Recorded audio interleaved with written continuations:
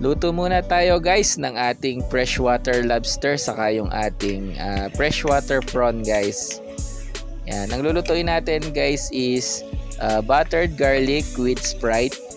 Yan, ito kasi yung masarap na luto dito guys. Pero kahit anong luto naman guys, pwede dyan. Kahit iihaw nyo lang, iprito nyo lang. Yan, lagyan nyo ng sarsa guys, masarap yan. Pwede ring sinigang. Yan, marami tayong pwedeng gawing luto dito guys sa ating freshwater lobster.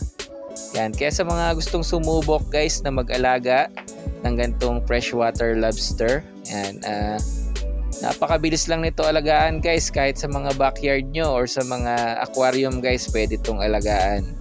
Yan, kaya sa mga interested guys, PM nyo lang ako sa aking Facebook, Raymark Bautista. Yan.